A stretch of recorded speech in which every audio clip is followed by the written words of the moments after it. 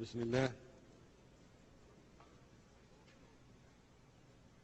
حضرات السادة أعضاء الجمعية العامة للأمم المتحدة، أحييكم باسم الاتحاد الأفريقي. In the name of the African Union, I would like to greet the members of the General Assembly of the United Nations, and I hope that this meeting will be among the most historic in the history of the world. In the name of the General Assembly, at its 64th session, presided over by Libya of the African Union, of 1,000 traditional African kingdoms, and in my own name, I would like to take this opportunity as President of the African Union to congratulate our son Obama, because he is attending the General Assembly and we welcome him as his country is hosting this meeting.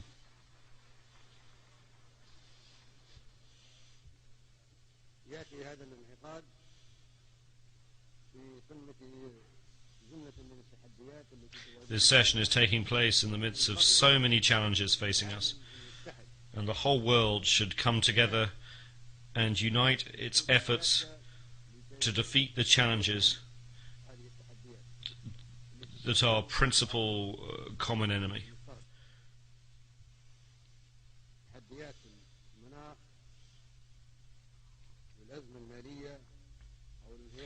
Those of climate change and international crises such as the capitalist economic decline, the food and water crises,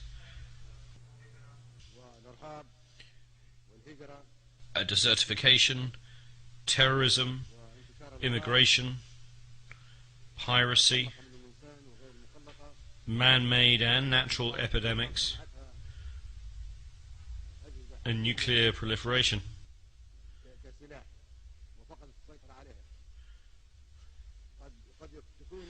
Perhaps influenza H1N1 was a virus created in a laboratory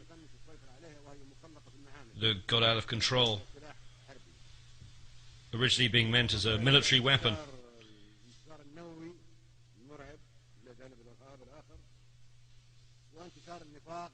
Such challenges also include hypocrisy, poverty, fear, materialism, and immorality.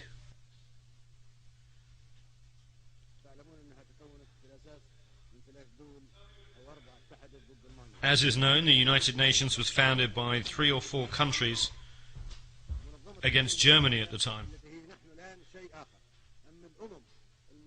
The United Nations was formed by the nations that joined together against Germany in the Second World War.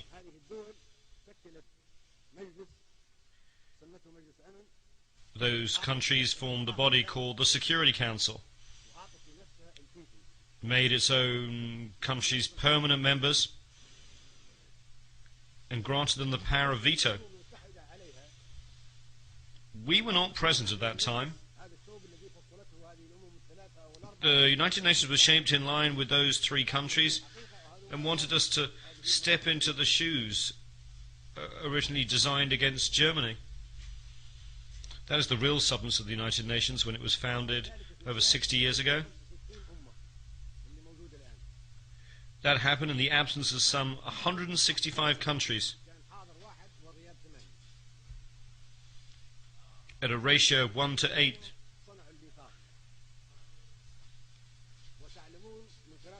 That is, 1 was present and 8 were absent.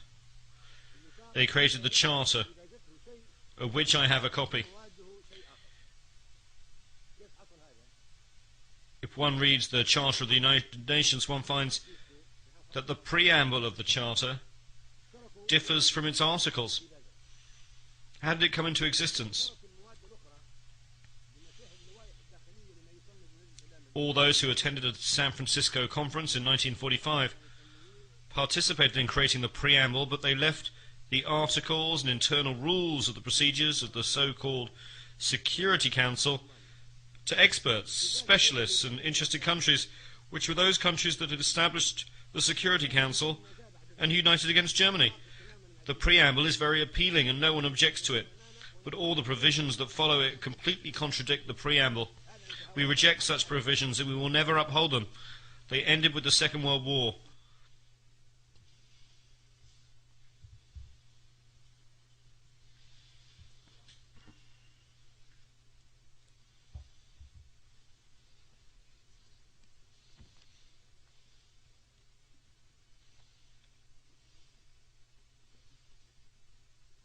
الديباجة تقول إن الأمم متساوية كبيرها وصغيرها. The preamble says that all nations, small or large, are equal. Are we equal when it comes to the permanent seats? No, we're not equal. The preamble states in writing that all nations are equal whether they are small or large. Do we have the right to veto? Are we equal? The preamble says that we have equal rights whether we are large or small. That is what is stated and what we agreed in the preamble. So the veto contradicts the Charter. The permanent seats contradict the Charter. We neither accept nor recognize the veto. الميثاق يقول التزمنا بالديباجة ألا تستخدم القوة المسلحة. The preamble of the Charter states that armed force shall not be used save in the common interest. That is the preamble that we agreed to and signed, and we joined the United Nations because we wanted the Charter to reflect that.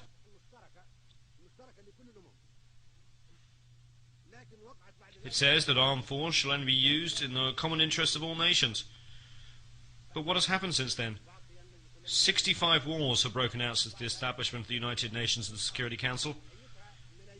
65 since their creation, with the millions more victims than the Second World War. Are those wars and the aggression and force that were used in those 65 wars in the common interest of us all? No. They were in the interest of 1 or 3 or 4 countries, but not of all nations.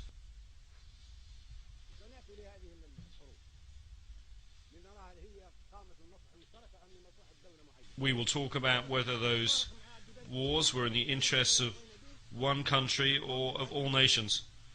That flagrantly contradicts the Charter of the United Nations that we signed, and unless we act in accordance with the Charter of the United Nations to which we all agreed, we will reject it and not be afraid not to speak diplomatically to anyone. Now we are talking about the future of the United Nations. There should be no hypocrisy or diplomacy.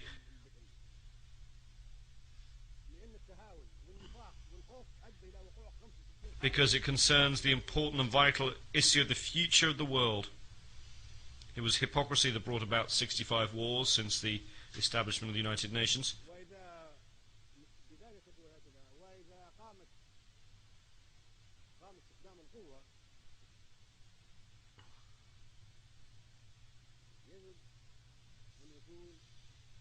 The preamble also states that if armed force is used, it must be a United Nations force.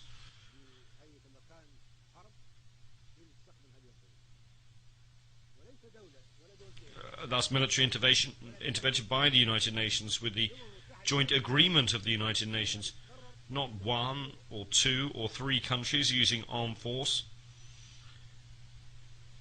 The entire United Nations will decide to go to war to maintain international peace and security.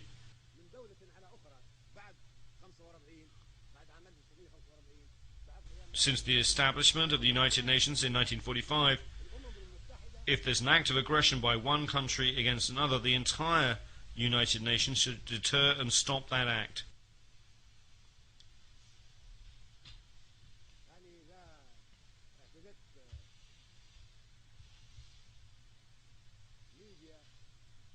If a country, Libya for instance, were to exhibit aggression against France, then the entire organization would respond because France is a sovereign state. member of the United Nations, and we all share the collective responsibility to protect the sovereignty of all nations. However, 65 aggressive wars have taken place without any United Nations action to prevent them.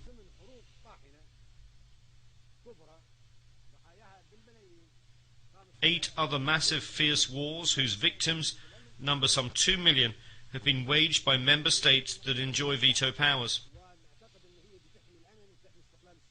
Those countries would have us believe they seek to maintain the sovereignty and independence of peoples and to use aggressive force against peoples. While we would like to believe that these countries want to work for peace and security in the world and protect peoples, they have instead resorted to aggressive wars and hostile behavior. Enjoying the veto they granted themselves as permanent members of the Security Council, they have initiated wars that have claimed millions of victims.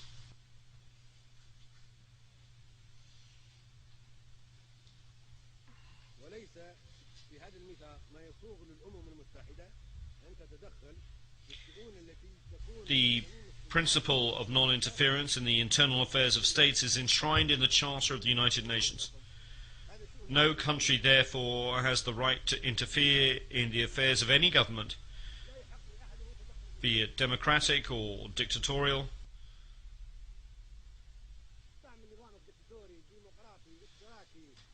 Democratic, dictatorial, socialist or capitalist, reactionary or progressive. This is the responsibility of each society. It is an internal matter for the people of the country concerned. The senators of Rome once appointed their leader Julius Caesar as dictator because it was good for Rome at that time. No one can say of Rome at that time that it gave Caesar the veto. The veto is not mentioned in the Charter.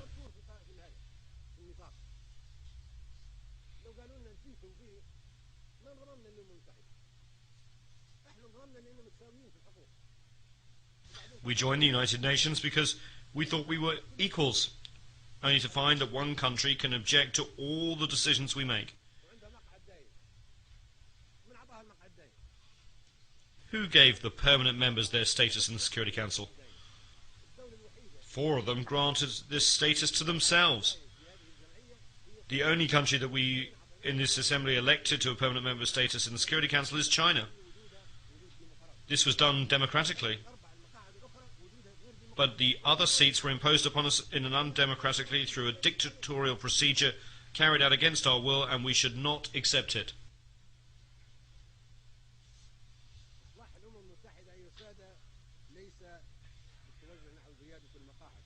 The Security Council reform we need is not an increase in the number of members, which would only make things worse.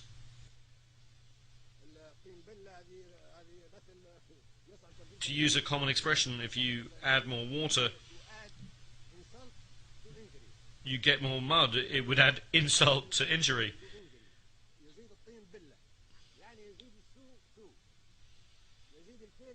It would make things worse simply by adding more large countries to those that already enjoy membership of the Council.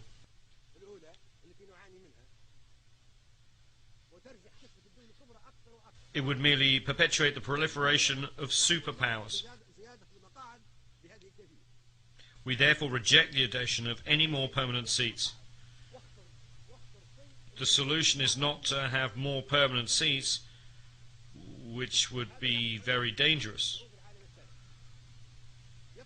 Adding more superpowers would crush the peoples of small, vulnerable, and third world countries, which are coming together in what has been called the Group of 100.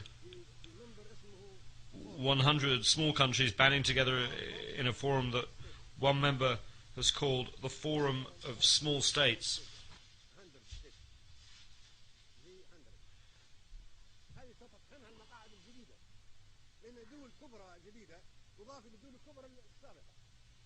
These countries would be crushed by superpowers were additional large countries to be granted membership in the Security Council.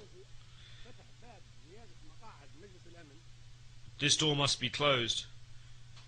We reject it strongly and categorically.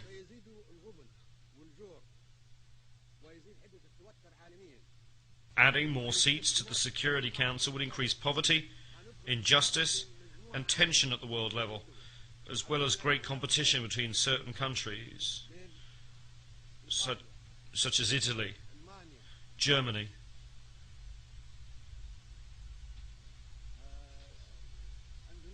Indonesia, India, Pakistan, the Philippines, Japan, Brazil, Nigeria, Argentina, Algeria, Libya, Egypt, the Democratic Republic of the Congo, South Africa, Tanzania, Turkey, Iran, Ukraine and Greece. All these countries would seek a seat on the Security Council, making its membership almost as large as that of the General Assembly, and resulting in an impractical competition. What solution can there be? The solution is for the General Assembly to adopt a binding resolution under the leadership of Mr. Trekkie based on the majority will of the Assembly members and taking into account the consideration of no other body.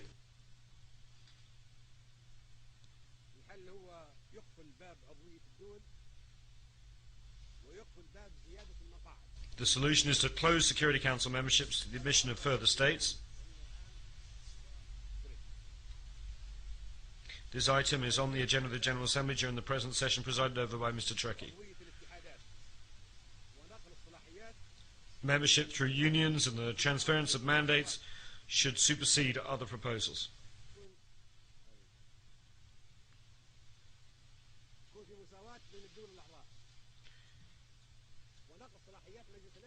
We should focus on the achievement of democracy based on the equality of member states. There should be equality among member states and the powers and mandates of the Security Council, and it should be transferred to the General Assembly. Membership should be for unions, not for states. Increasing the number of member states would give the right to all countries to a seat, in accordance with the spirit of the preamble of the Charter. No country could deny a seat to the Council to Italy, for instance, if a seat was given to Germany. For the sake of argument, Italy might say that Germany was an aggressive country and was defeated in the Second World War.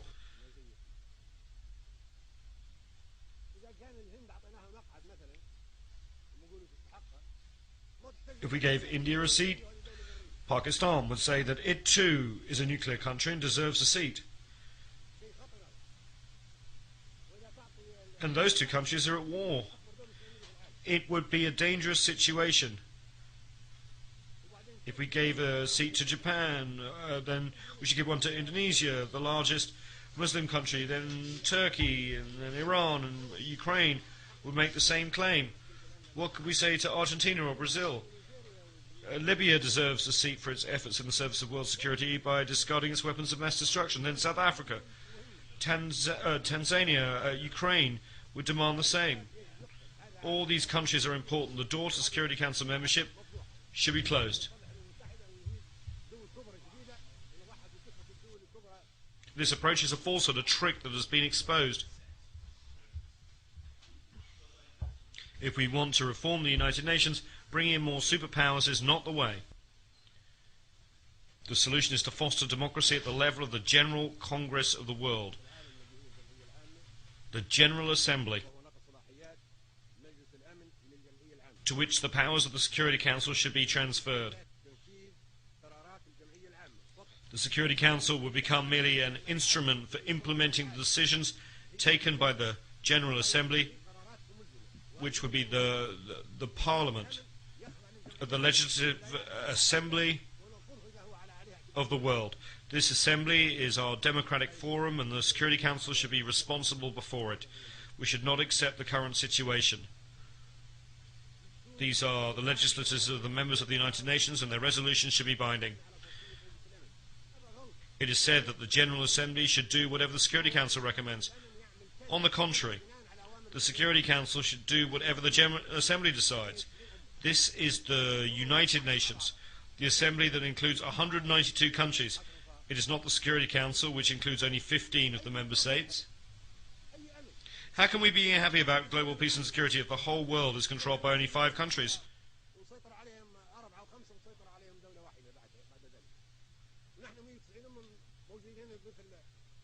We are 192 nations and countries, and we are like Speaker's Corner in London's Hyde Park.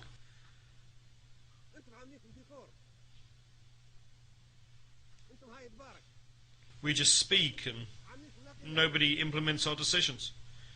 We're a mere decoration without any real substance.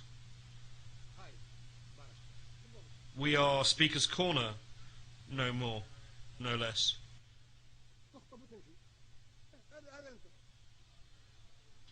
We just make speeches and then disappear. This is who you are right now.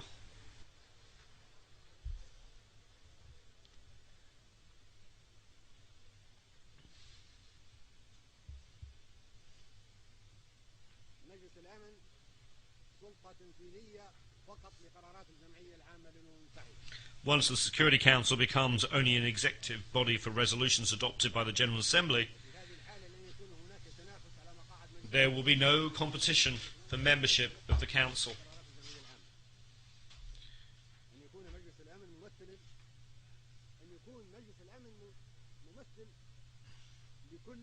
Once the Security Council becomes a tool to implement General Assembly resolutions, there will be no need for any competition. The Security Council should quite simply represent all nations in accordance with the proposals submitted to the General Assembly. There would be a permanent seats on the Security Council for all unions and groups of countries.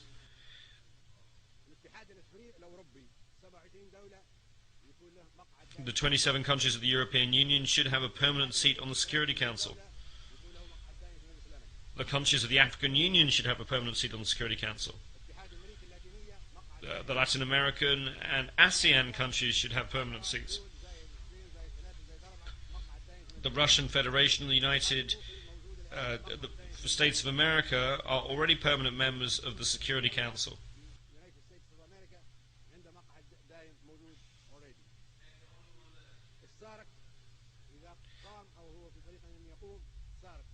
The Southern African Development Community, SADC, once it's fully established, should have a permanent seat. The 22 countries of the Arab League should have a permanent seat. The 57 countries of the Islamic Conference should have a permanent seat. The 118 countries of the non-aligned movement should have a permanent seat.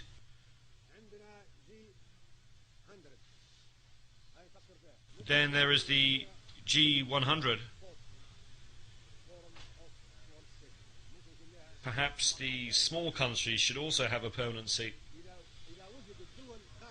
Countries not included in the unions that I have mentioned could perhaps be assigned a permanent seat to be occupied by them in rotation every 6 or 12 months. I'm thinking of countries like Japan and Australia that are outside organizations as ASEAN, or like the Russian Federation that is not a member of European or Latin American or African unions. This would be a solution for them if the General Assembly votes in favor of it.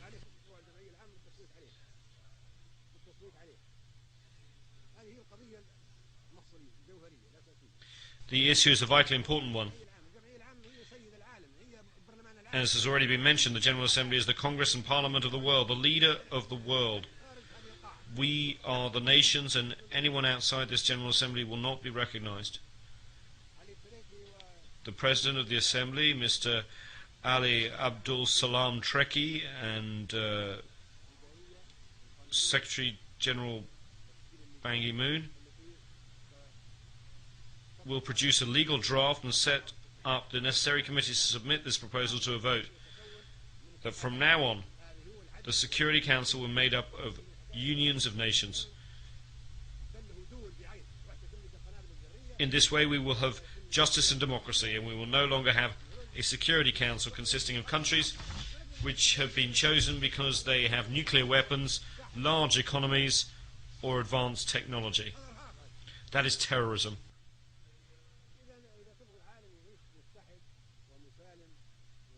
We cannot allow the Security Council to be run by superpowers. That is terrorism in itself. If we want a world that is united, safe and peaceful, this is what we should do. If we want to remain in a world at war, that is up to you. We will continue to have conflict and to fight until doomsday or the end of the world. All Security Council members should have the right to exercise the veto, or else we should eliminate the whole concept of the veto with this new formation of the Council. This would be a real Security Council. According to the new proposal submitted to the General Assembly, it will be an executive council under the control of the General Assembly, which will have the real power and make all the rules.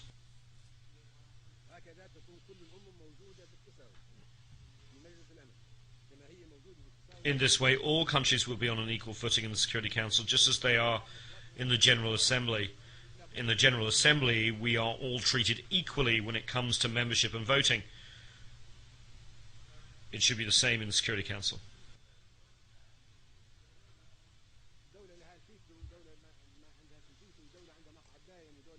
Currently, one country has a veto, another country does not have a veto.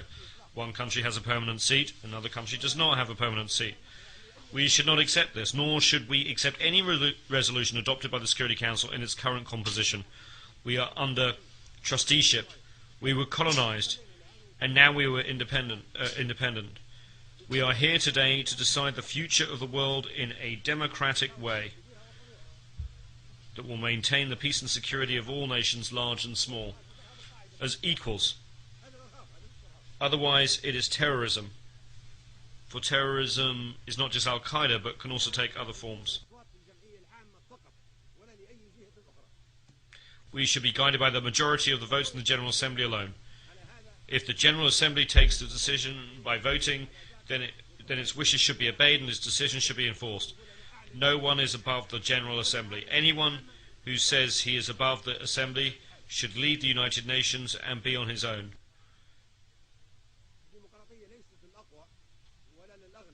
Democracy is not just for the rich or most powerful or those who practice terrorism.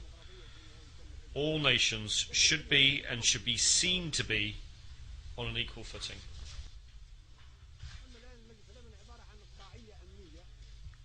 At present, the Security Council is security feudalism, political feudalism, for those with permanent seats, protected by them and used against us. It should be called not the Security Council, but the Terror Council.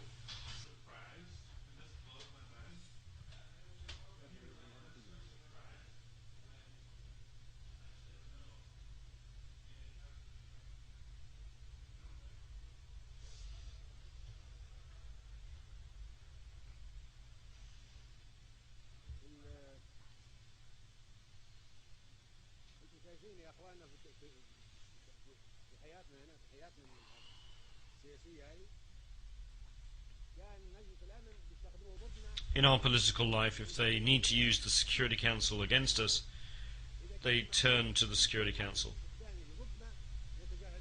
If they have no need to use it against us, they ignore the Security Council. If they have an interest to promote, an axe to grind, they respect and glorify the Charter of the United Nations, they turn to Chapter 7 of the Charter and use it against poor nations. If, however, they wish to violate the Charter, they would ignore it as if it did not exist at all.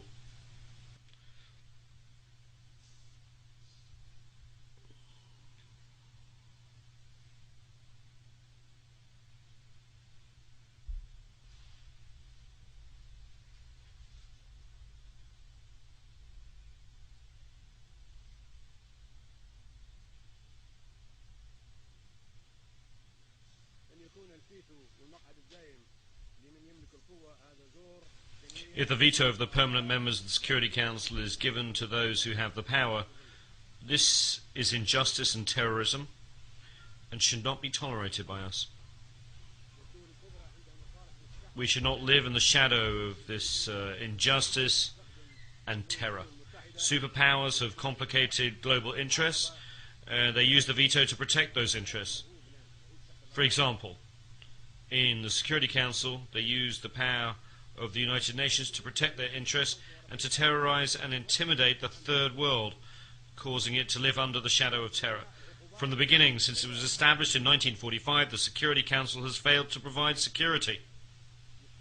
On the contrary, it has provided terror and sanctions. It is only used against us. For this reason, we will no longer be committed to implementing Security Council resolutions after this speech, which marks the 40th anniversary.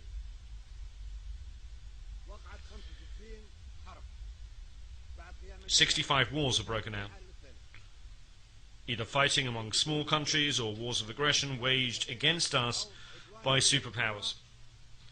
The Security Council, in clear violation of the Charter of the United Nations, failed to take action to stop these wars or acts of aggression against small nations and peoples. The General Assembly will vote on a number of historic proposals. Either we act as one, or we will fragment. If each nation were to have its own version of the General Assembly, the Security Council and the various instruments and each will have to have an equal footing. The powers that currently fill the permanent seats would be confined to use of their own sovereign bodies, whether they be 3 or 4 of them, and would have to exercise their rights against themselves. This is of no concern to us. If they want to keep their permanent seats, that's fine. Permanent seats will be of no concern to us. We shall never submit to their control or to their exercise of the veto that was given to them. We are not so foolish as to give up the right of veto to the superpowers to use so they can treat us as second-class citizens and outcast nations. It's not we who decided that those countries are the superpowers and respected nations with the power to act on behalf of 192 countries.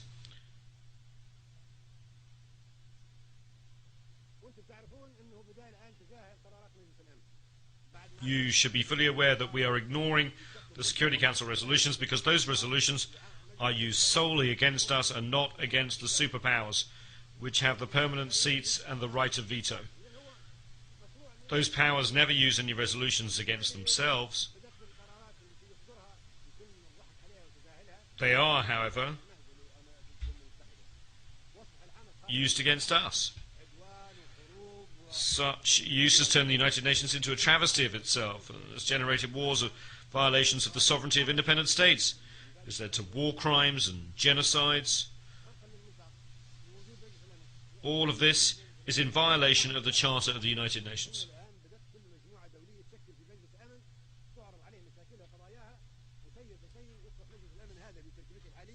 Since no one pays attention to the Security Council of the United Nations, each country and community has established its own Security Council, and the Security Council here has become isolated.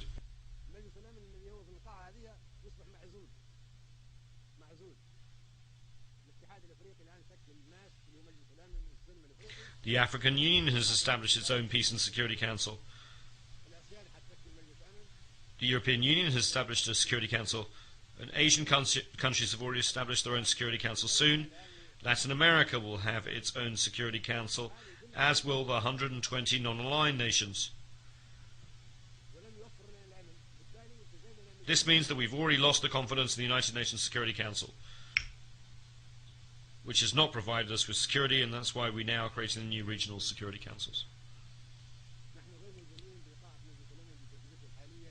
We are not committed to obeying the rules or the resolutions of the United Nations Security Council in its present form because it is undemocratic, dictatorial, and unjust.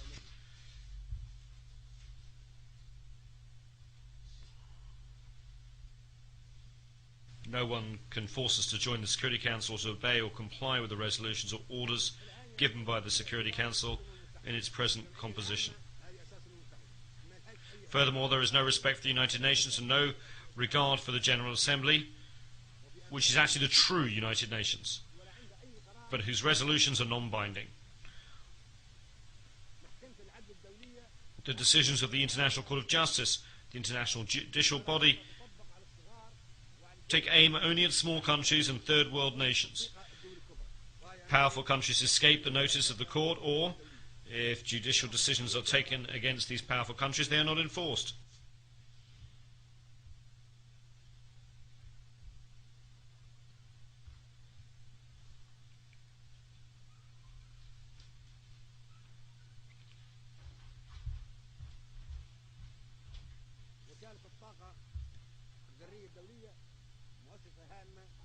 The International Atomic Energy Agency, IAEA, is an important agency within the United Nations. Powerful countries, however, are not accountable to it or under its jurisdiction.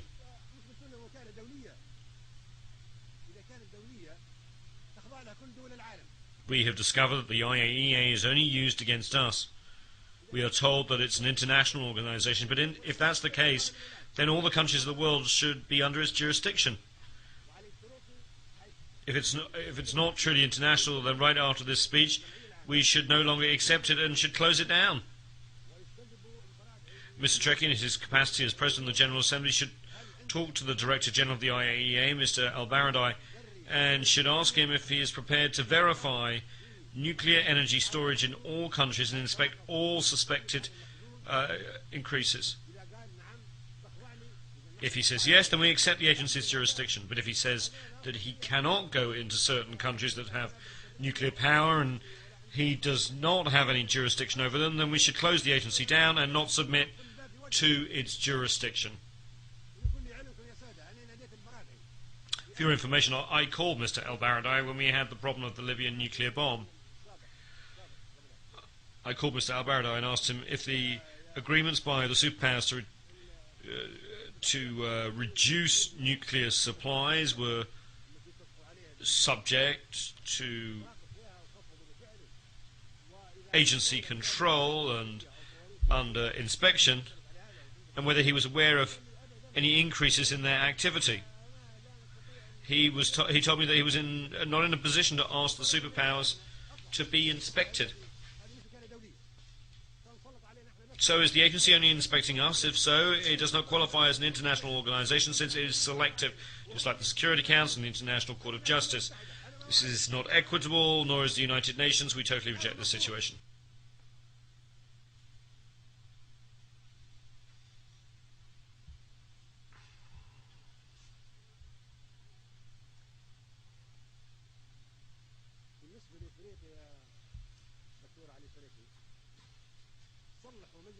Regarding Africa, Mr. President, whether the United Nations is reformed or not, but even before a vote is taken on any proposals of a historic nature, Africa should be given a permanent seat on the Security Council now, having already waited too long. Leaving aside United Nations reform, we can certainly say that Africa was colonized, isolated and persecuted, and its rights usurped. Its people were enslaved and treated like animals, and its territory was colonized and placed under trusteeship. The countries of the African Union deserve a permanent seat. This is a debt from the past that has to be paid and has nothing to do with the United Nations reform. It's a priority matter and is high on the agenda of the General Assembly. No one can say that the African Union does not deserve a permanent seat. Who can argue with that proposal?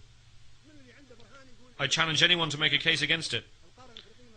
Where is the proof that the African Union or the African continent does not deserve a permanent seat? No one can possibly deny this.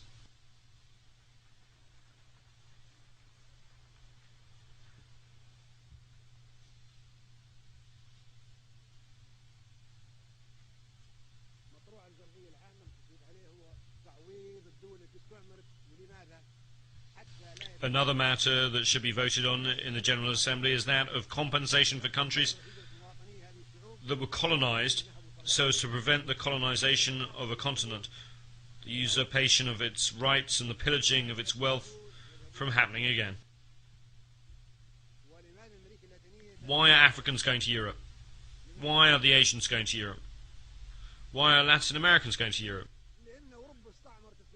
It is because Europe colonized those peoples and stole the material and human resources of Africa, Asia and Latin America, the oil, the minerals, the uranium, the gold, the diamonds, the fruit, the vegetables, the livestock and the people, and use them. Now new generations of Asians, Latin Americans and Africans are seeking to reclaim that stolen wealth, as they have the right to do so.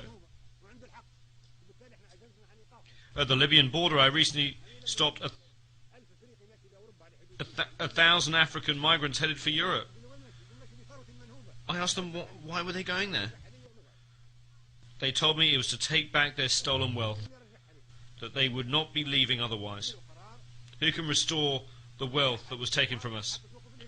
If you decide to restore all this wealth, there will be no more immigration from the Philippines,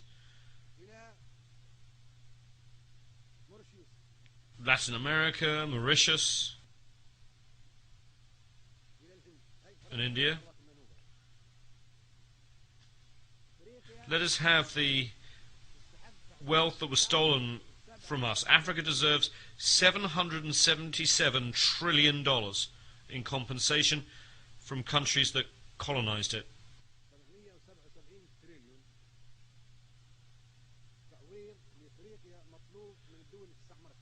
Africans will demand that amount. If you do not give it to them, they will go to where you have taken those trillions of dollars. They have the right to do so. They have to follow that money and bring it back again. Why is there no Libyan immigration to Italy, even though Libya is so close by? Italy owed compensation to the Libyan people. It accepted the fact and signed an agreement with Libya, which is adopted by both the Italian and the Libyan parliaments. Italy admitted that its colonization of Libya was wrong and should never be repeated, and promised not to attack the Libyan people by land, air or sea. Italy also agreed to provide Libya with $250 million a year in compensation over the next 20 years, and to build a hospital for the Libyans maimed as a result of the mines planted in Libyan territory during the Second World War.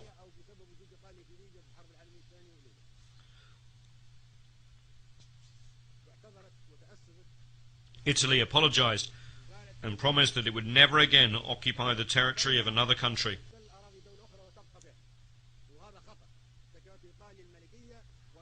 Italy, which was a kingdom during the fascist regime, has made rich contributions to civilization, should be commended for this achievement, together with Prime Minister Berlusconi and his predecessor, who made their own contributions in that regard.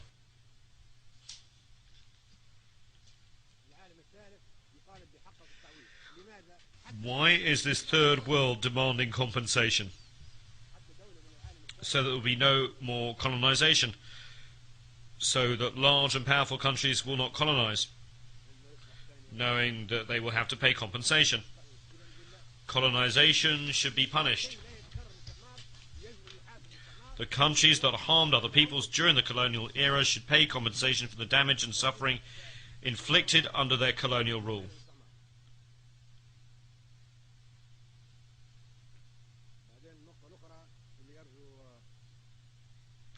There's another point that I would like to make.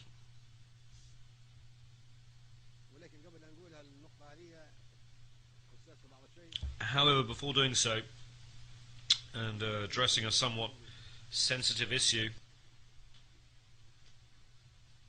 I should like to make an aside.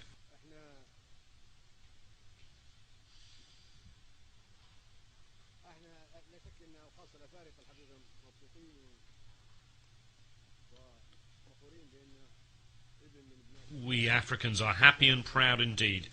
The son of Africa is now President of the United States of America. That is a historic event.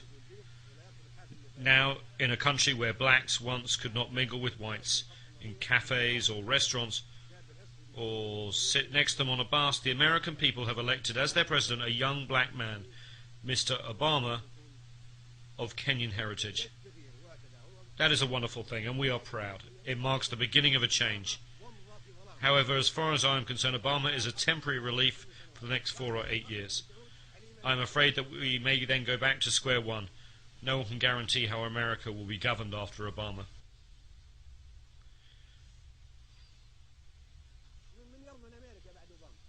We would be content if Obama could remain President of the United States of America forever.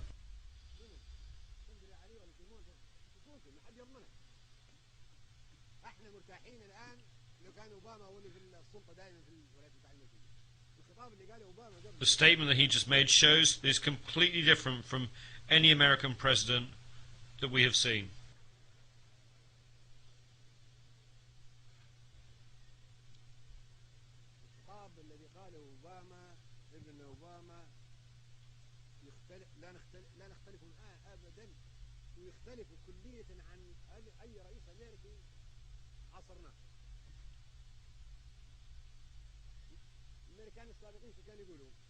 American presidents used to threaten us with all manner of weapons,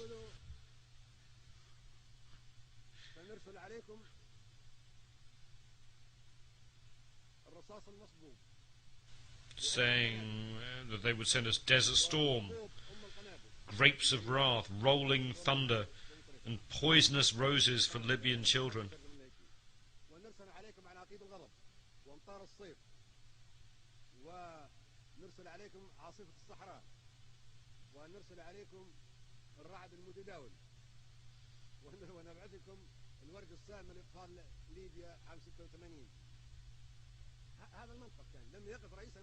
That was their approach. American presidents used to threaten us with operations such as Rolling Thunder, sent to Vietnam, Desert Storm, sent to Iraq.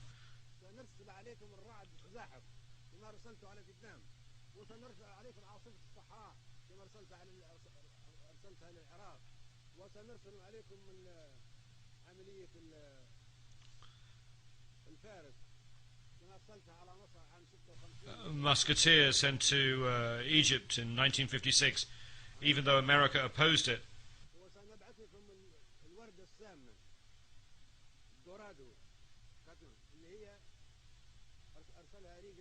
And the poisonous roses visited upon Libyan children by Reagan. Can you imagine?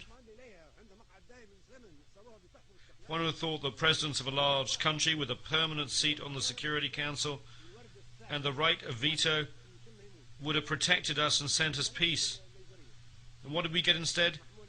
Laser-guided bombs carried to us on F-111 aircraft. This was their approach.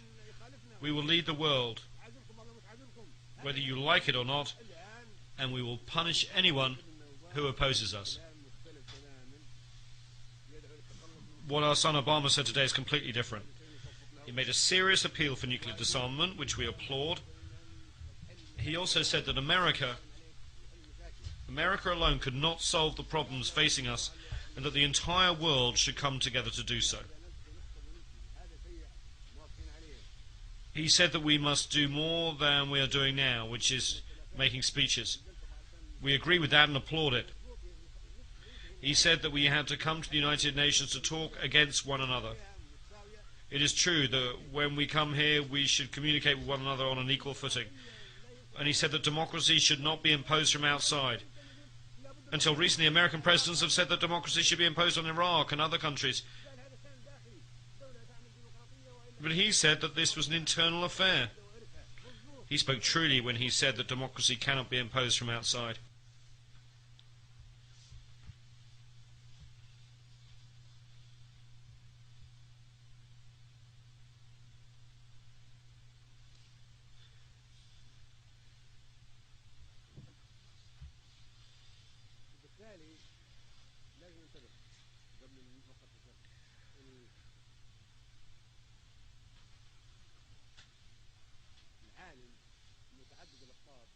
So we have to be cautious.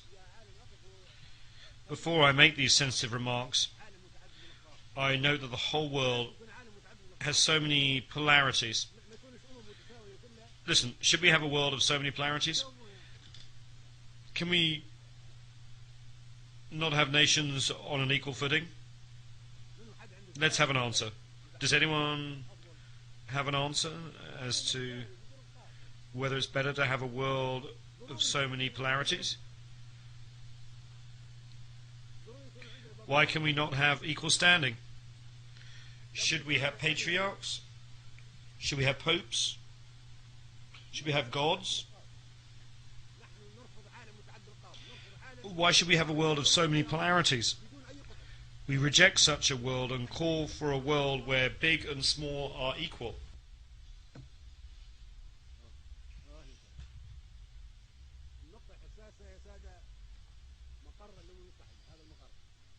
The other sensitive point is the headquarters of the United Nations. Can I have your attention, please?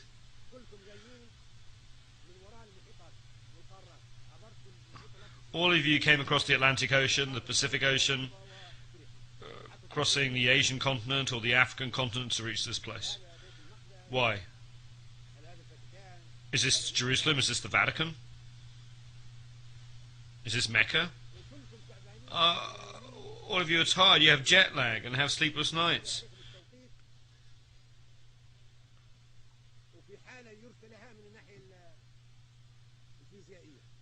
You're very tired, very low physically.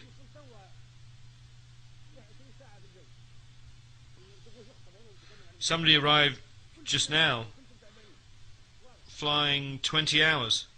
Then we wanted to make a speech and talk about this. All of you are asleep. All of you are tired. It is clear that all of you are lacking energy because of having to make such a long journey. Why do we do that? Some of our countries are in night time and people are asleep. Now you should be asleep because your biological clock, your biological mind is accustomed to being asleep at this time. I wake up at 4 o'clock New York time before dawn because in Libya it's 11 in the morning. When I wake up at 11 it's supposed to be daytime. At 4 o'clock I am awake. Why? Think about it. If this was decided in 1945, should we still retain it?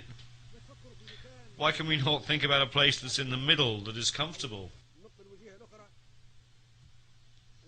Another important point is that America, the host country, bears the expenses and looks after the headquarters and diplomatic missions and looks after the peace and security of the heads of state who come here. They are very strict. They spend a lot of money. New York and all of America being very tight.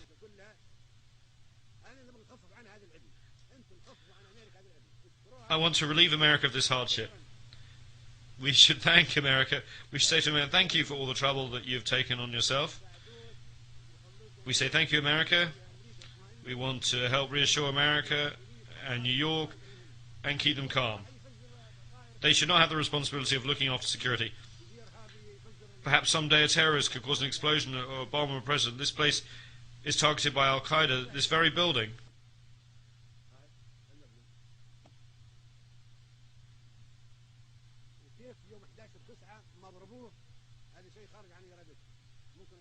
Why was it not hit on September 11th? It was beyond their power. The next target would be this place. I'm not saying this in an offhand manner. We have tens of members of Al-Qaeda detained in Libyan prisons. Their confessions are very scary. That makes America live under tension. One never knows what will happen.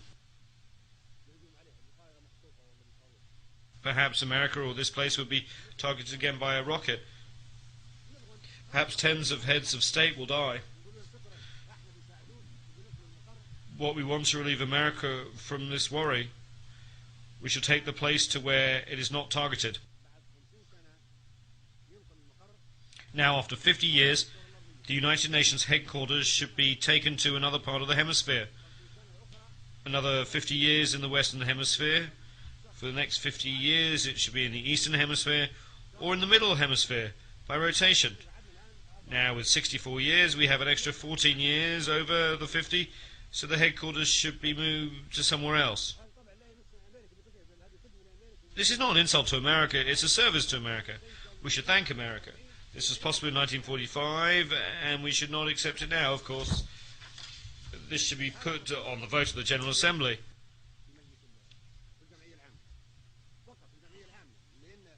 Only in the General Assembly, because in Section 23 of the Headquarters Agreement it says that the United Nations headquarters can be moved to another location only by a resolution of the General Assembly. If 51% of the Assembly approves relocation of headquarters, then it can be moved.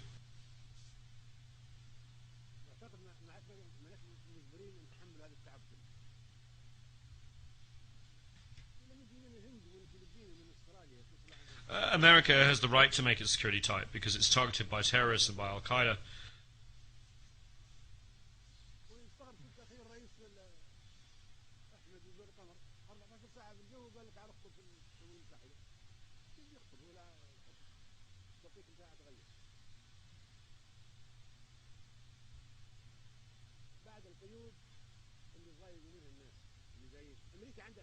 America has the right to take all security measures. We're not blaming America for that. However, we do not tolerate these measures. We do not come to New York and be subjected to all these measures.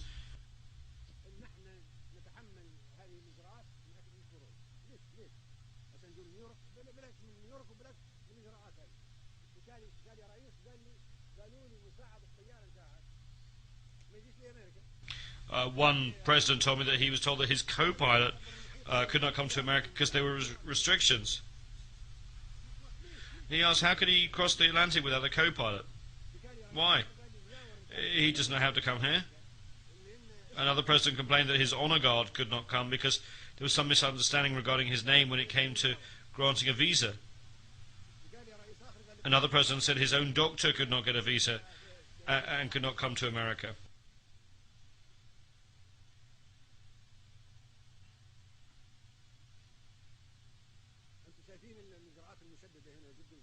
The security measures are very strict.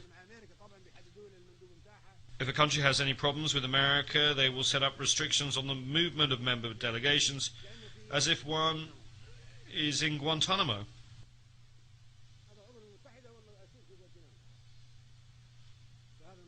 Is this a member state of the United Nations? Or is it a prisoner in the Guantanamo camp that cannot be allowed free movement? This is what is submitted to the General Assembly for a vote, moving the headquarters.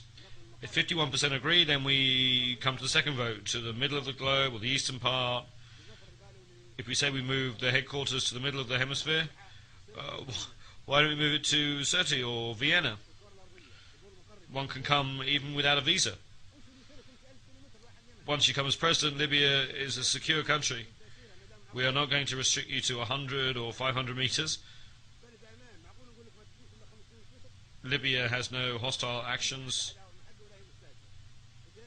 against anybody, and I think the same holds true of Vienna.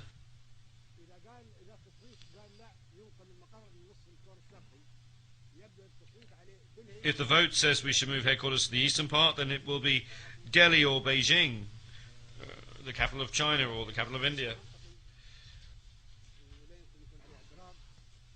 That's logical, my brothers. I do not think there will be any objection to that. And you will thank me for this proposal, for eliminating the suffering and trouble of flying 14, 15 or 20 hours to come here. No one can blame America or say that America will reduce its contributions to the United Nations. No one should have that bad a thought. America, I'm sure, is committed to its international obligations. America will not be angry. It will thank you for alleviating its hardship, for taking on all the hardship and all the restrictions, even though this place is targeted by terrorists.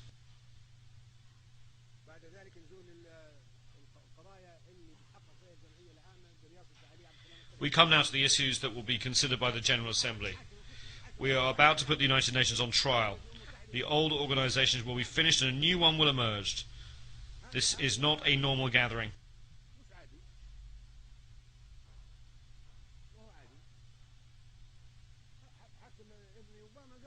Even son Obama said that this is not a normal gathering. It is a historic meeting. The wars that took place after the establishment of the United Nations, why did they occur? Where was the Security Council? Where was the Charter? Where was the United Nations? There should be investigations and judicial intervention. Why have there been massacres? We can start with the Korean War because it took place after the establishment of the United Nations. How did a war break out and cause millions of victims? Nuclear weapons could have been used in that war. Those who are responsible for causing the war should be tried and should pay compensation and damages.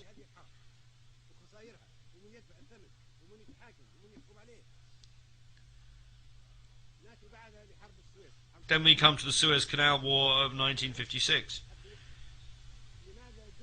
That file should be opened wide. 3 countries with permanent seats on the Security Council and with the right of veto in the Council attacked a member state of this General Assembly. A country that was a sovereign state, Egypt, was attacked. Its army was destroyed. Thousands of Egyptians were killed and many Egyptian towns and entities were destroyed, all because Egypt wanted to nationalize the Suez Canal. How could such a thing have happened during an era of the United Nations and the Charter? How is it possible to guarantee that such a thing will not be repeated unless we make amends for past wrongs? Those were dangerous events, and the Suez Canal and Korean War files should be reopened. Next we come to the Vietnam War. There were 3 million victims of that war. During 12 days, more bombs were dropped than during 4 years of the Second World War.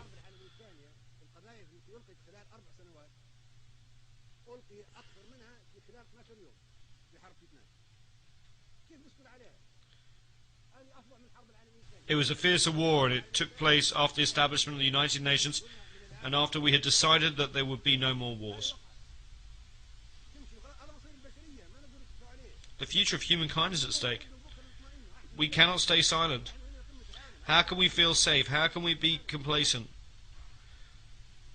This is the future of the world, and we who are in the General Assembly of the United Nations must make sure that wars are not repeated in the future. Then Panama was attacked, even though it was an independent member state of the General Assembly. 4,000 people were killed, and the president of that country was taken prisoner and put in prison.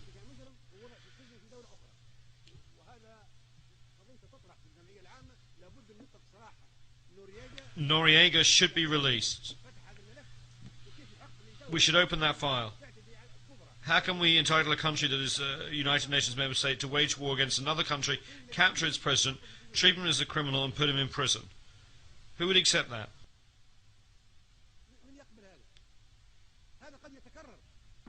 It could be repeated. We should not stay quiet.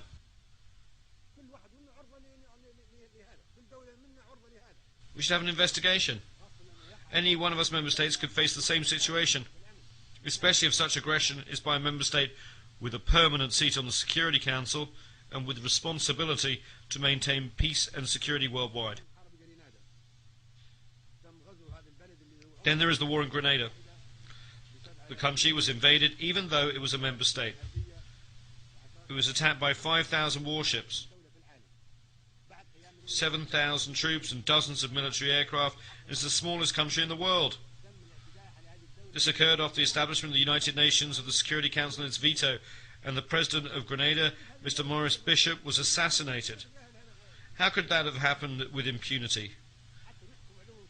It's a tragedy. How can we guarantee that the United Nations is good or not, that a certain country is good or not? Can we be safe or happy about the future or not? Can we trust the Security Council or not? Can we trust the United Nations or not? We must look into and investigate the bombing of Somalia. Somalia is a United Nations member state. It's an independent country under the rule of IDID. We want an investigation. Why did that happen? Who allowed it to happen? Who gave the green light for that country to be attacked? Then there's former Yugoslavia. No country was as peaceful as Yugoslavia, constructed step by step and piece by piece after being destroyed by Hitler.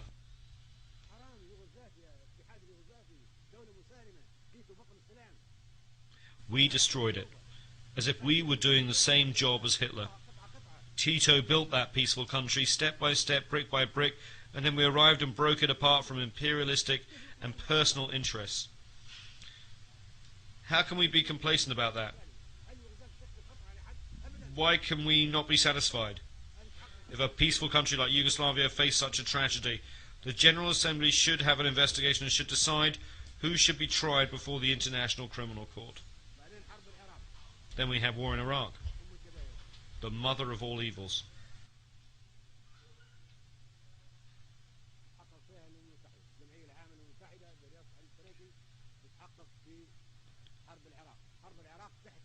The United Nations should investigate that. The General Assembly, presided over by Mr. Trekkie, should investigate that. The invasion of Iraq was a violation of the United Nations Charter. It was done without any justification by the superpowers with permanent seats on the Security Council. Iraq is an independent country and a member state of the General Assembly. How could those countries attack Iraq? As provided for in the Charter, the United Nations should have intervened and stopped the attack.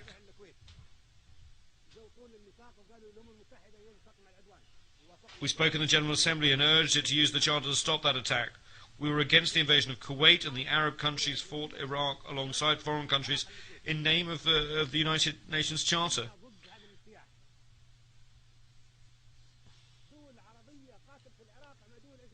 In the first instance, the Charter was respected. The second time, when we wanted to use the Charter to stop the war in Iraq, no one used it, and that document was ignored. Why did that occur? Mr. Trekkie and the General Assembly should investigate to determine whether there was any reason at all to invade Iraq.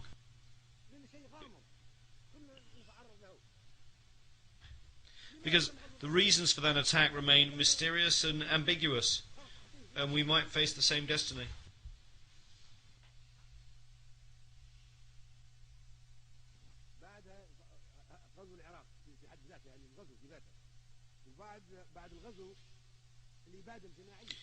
Why was Iraq invaded? The invasion itself was a serious violation of the United Nations Charter, and it was wrong. There was also a total massacre or genocide. More than 1.5 million Iraqis were killed. We want to bring the Iraqi file before the International Criminal Court, and we want those who committed mass murder against the Iraqi people to be tried. It's not easy for Charles Taylor to be tried, or Bashir to be tried, or for Noriega to be tried. It's all easy for them.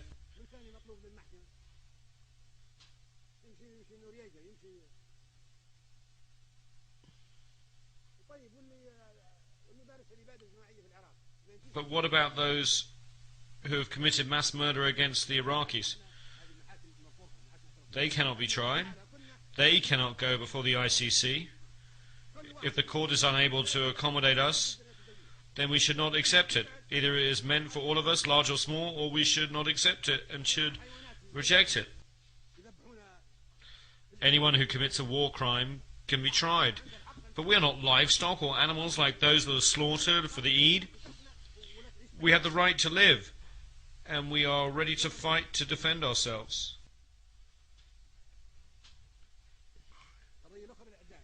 We have the right to live in dignity under the sun and on earth. They have already tested us, and we have withstood the test. There are other things as well. What is it that Iraqi prisoners of war can be sentenced to death? When Iraq was invaded and the president of Iraq was taken, he was a prisoner of war. He should not have been tried.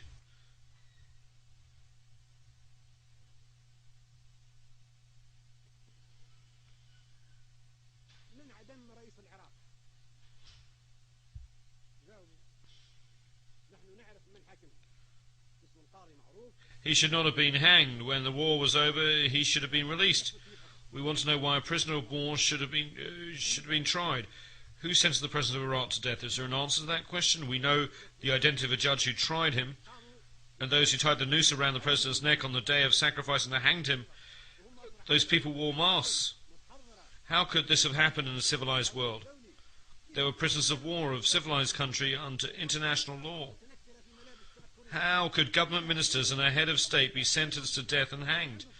Were those who tried them lawyers or members of a judicial system?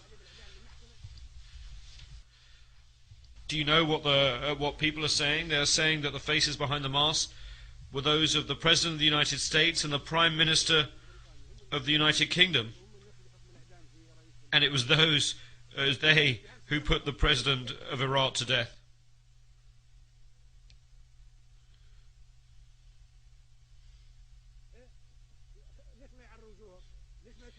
Why do the executioners not unmask their faces? Why do we not know their ranks? Why do we not know whether they were officers, judges, soldiers or doctors? How does it come to the President, the state member of the United Nations, was sentenced to death and killed? We do not know the identity of the executioners. The United Nations is duty-bound to answer these questions. Who carried out the death sentence? They must have legal status and official responsibilities. We should know their identities, and we should know about the presence of a physician and the nature of all the legal proceedings. That would be true for an ordinary citizen, let alone for the president of a state member of the United Nations who was put to death in this manner.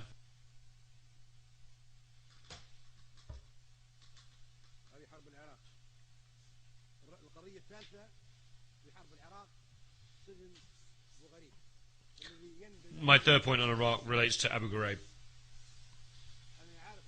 This was a disgrace to humankind.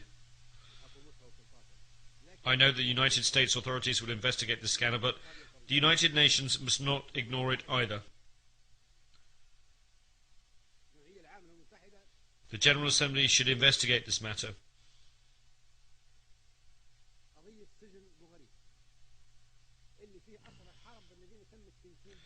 Prisoners of war held in Abu Ghraib prison were tortured. Dogs were set on them. Men were raped. This is the unprecedented in the history of war. It was sodomy, and it was an unprecedented sin, never before committed by past aggressors or invaders. Prisoners of war are soldiers, but these were raped in prison by a state, a permanent member of the Security Council. This goes against civilization and humankind.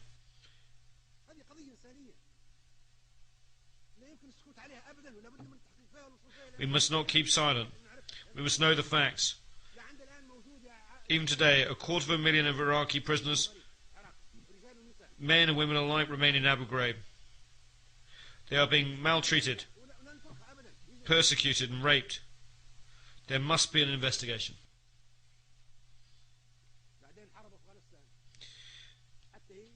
Turning to the war in Afghanistan, this too must be investigated. Why are we against the Taliban?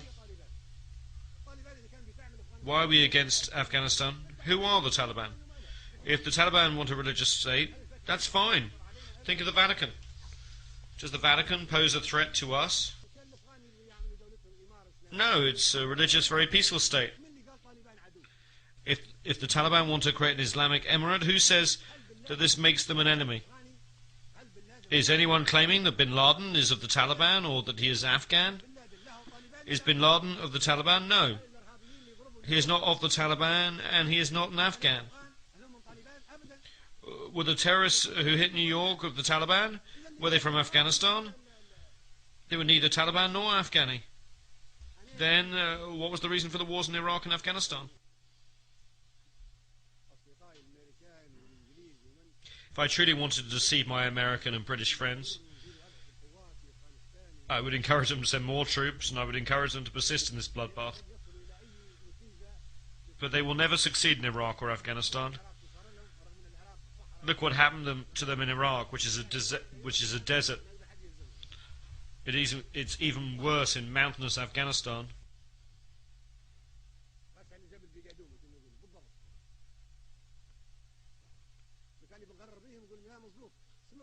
If I wanted to deceive them, I would tell them to continue the wars in Iraq and Afghanistan.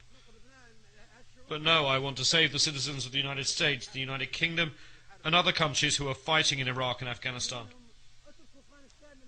So I tell them, leave Afghanistan to the Afghans. Leave Iraq to the Iraqis. If they want to fight each other, they are free to do so.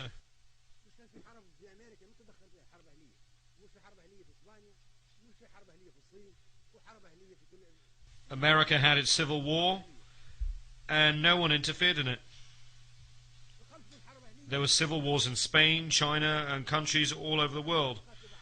No place on earth has been free of civil wars.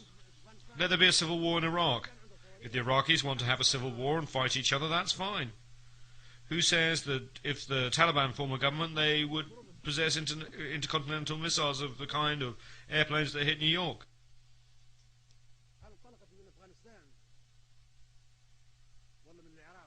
Did those aeroplanes take off from Afghanistan or Iraq? No, they took off from American airports. So why is Afghanistan being struck? The terrorists were not Afghans or Taliban or Iraqis. Why are we silent?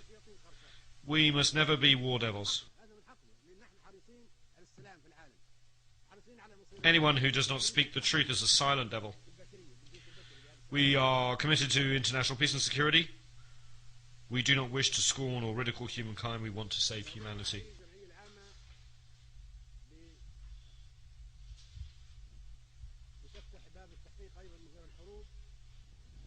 As President of the General Assembly, Mr. Ali Trekkie should open an investigation of the assassinations file, in addition to the war files. Who killed Patrice Lumumba and why? We merely want to record it in the annals of African history. We want to know how an African leader, a liberator, came to be assassinated. Who killed him? We want our sons to be able to read the history of how Patrice Lumumba, the hero of Congo's liberation struggle, was assassinated. We want to know the facts, even 50 years on. That is one file that should be reopened. And who killed Secretary General Doug Hammarskjöld? Who fired on his aeroplane in 1961 and why? And then there's the assassination of United States President Kennedy in 1963.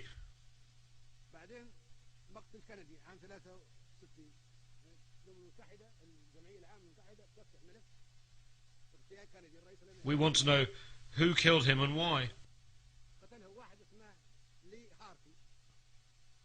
There was someone called Lee Harvey Oswald, who was then killed by one Jack Ruby.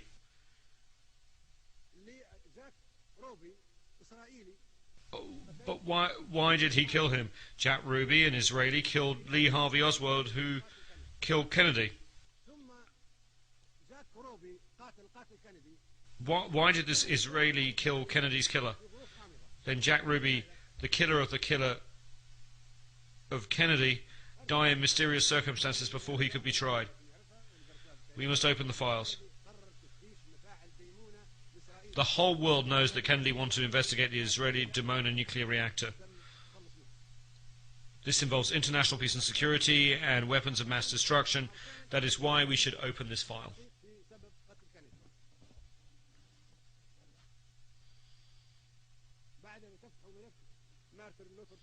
Then there's the assassination of Martin Luther King,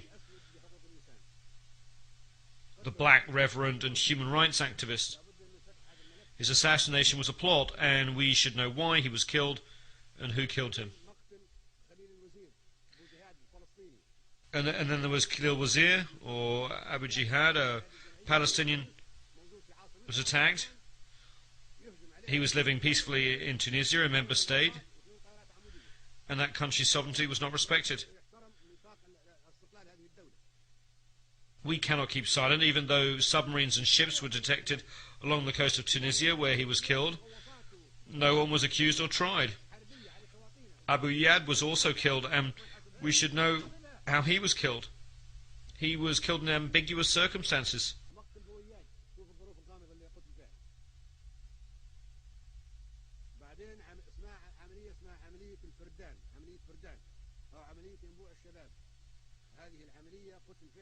In Operation Spring of Youth, Kamal Nasser, a poet, Kamal Adwan and Abu Yusuf al-Najjar, 3 Palestinians, were killed in Lebanon, a country that is free, a sovereign state, member of the General Assembly.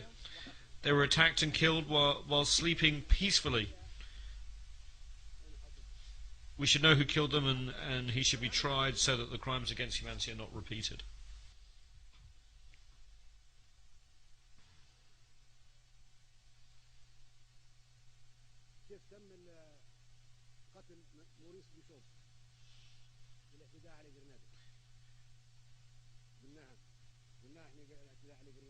We've already talked about the size of the force used in the invasion of Grenada. 7,000 troops, 15 battleships, dozens of bombers.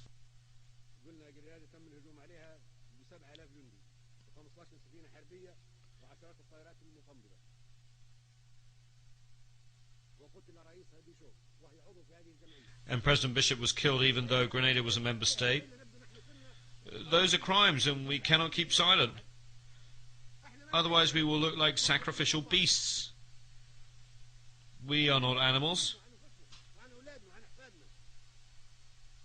Year after year we are attacked. We defend ourselves, our sons, our children, and we are not afraid. We have the right to live, and the earth is not destined for violence, but for us all. We can never live on this earth in such humiliation. So those are the wars.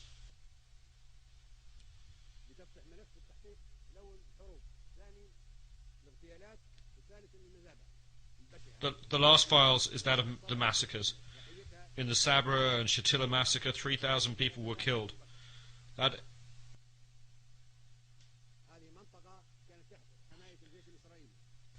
area was under the protection of the occupying Israeli army and was the site of huge and calamitous massacre in which 3,000 Palestinian men, women and children were killed. How can we keep quiet? Lebanon is a sovereign state. A member of the General Assembly was occupied. Sabra and Shatila were under Israeli control, and then the massacre took place.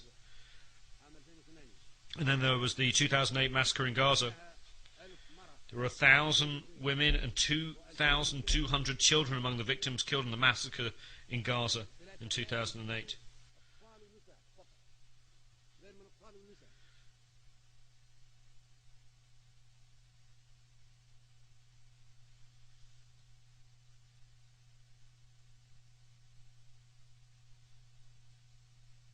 تدمير 50 مؤسسة تابعة للأمم المتحدة تبع هذه الجمعية. 60 United Nations facilities and another 30 belonging to non-governmental organizations were damaged. 50 clinics were destroyed. 40 doctors and nurses were killed while carrying out humanitarian activities. This took place in Gaza in December 2008. The perpetrators are still alive, and they should be tried by the International Criminal Court. Should we try only the underdogs, the weak and the poor of the third world countries, and not important and protected figures?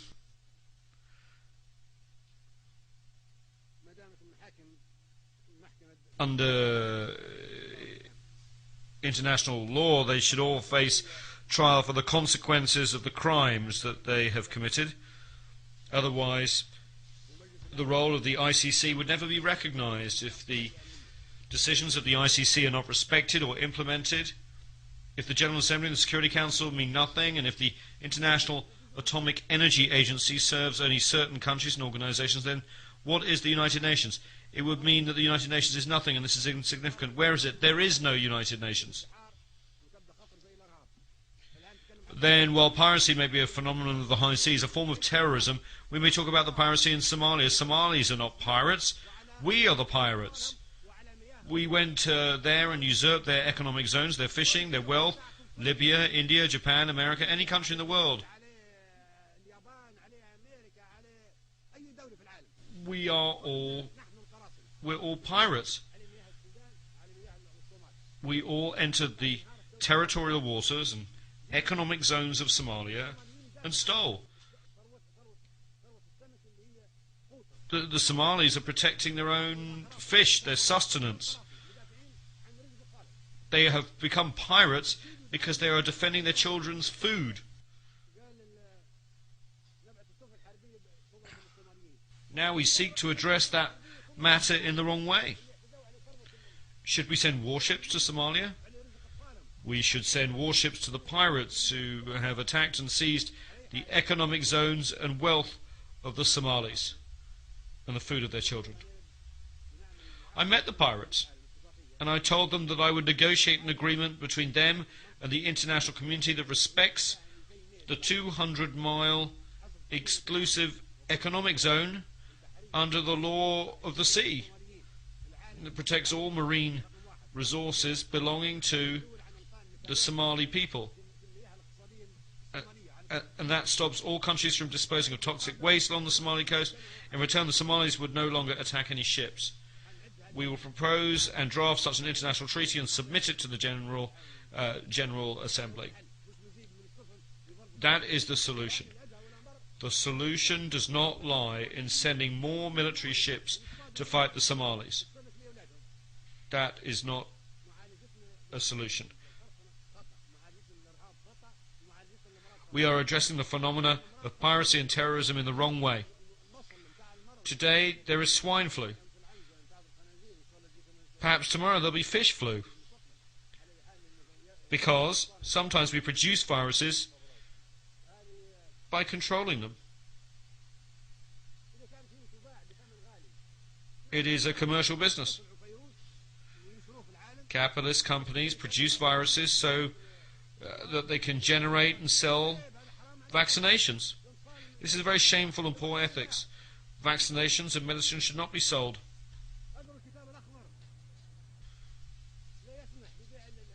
In the Green Book, I maintain that medicines should not be sold or subject to commercialization. Medicines should be free of charge and vaccinations given free to children. But capitalist companies produce the viruses and vaccinations and want to make a profit. Why are they not free of charge? We should give them free of charge, not sell them.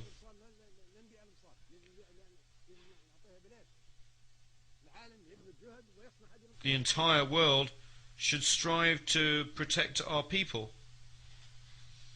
create and manufacture vaccinations, and then give them for free to children and women and not profit by them. All those items are on the agenda of the General Assembly, which has to exercise that duty.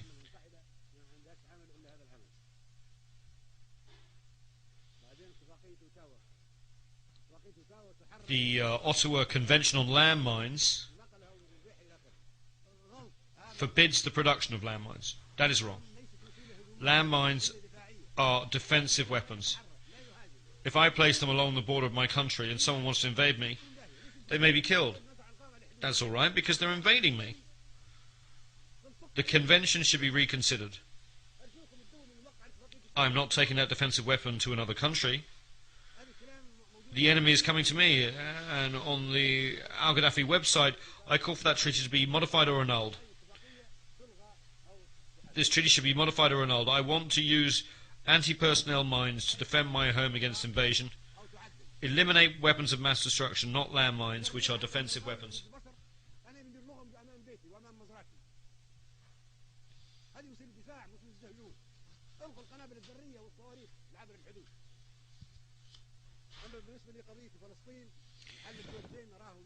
With regard to the Palestinian situation, the two-state solution is impossible. It is not practical.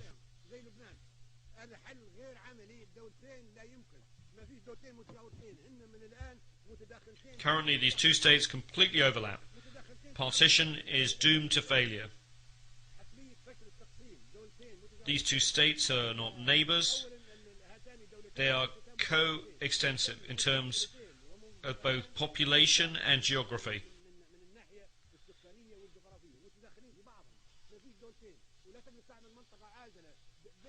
A buffer zone cannot be created between the two states. because there are 500,000 Israeli settlers in the West Bank and 1 million Arab Palestinians in the territory known as Israel.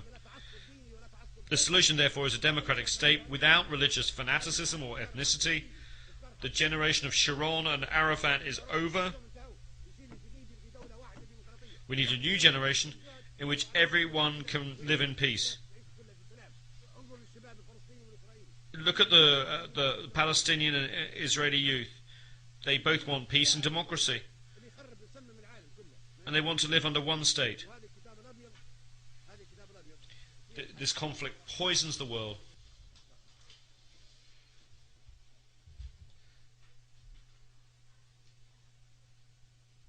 The White Book actually has the solution. I hold it here.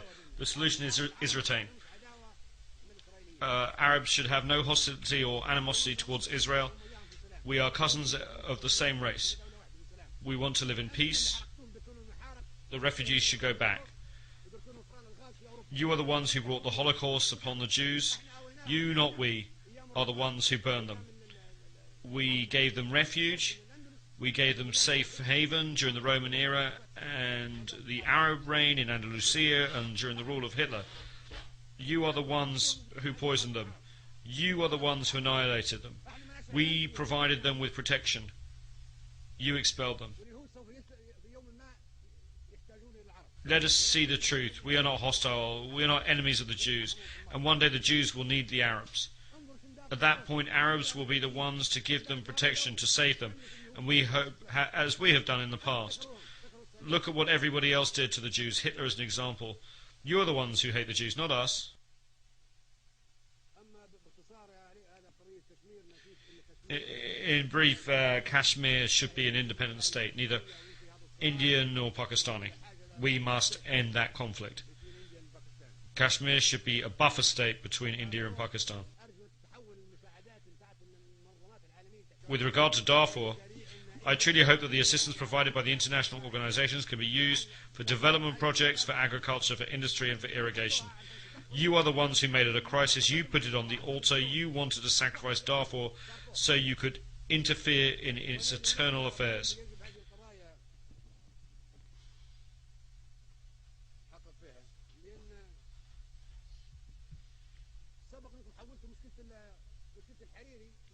You've turned the Hariri problem into a United Nations problem. You are selling Hariri's corpse. You just want to settle scores with Syria. Lebanon is an independent state. It has law courts, a judiciary and police. At this stage, it is no longer the perpetrators that are being sought. The real wish is to settle scores with Syria, not ensure justice for Hariri. The cases of Khalil al-Wazir, Lumumba, Kennedy and Hammarskjöld should also have been turned over to the United Nations if the Hariri case merits such attention.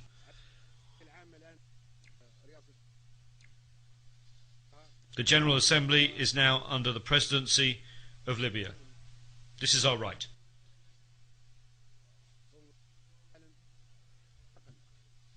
Libya hopes that you will assist in making the transition from a world fraught with crises and tension in a world which humanity, peace and tolerance prevail. I will personally follow up on this issue with the General Assembly.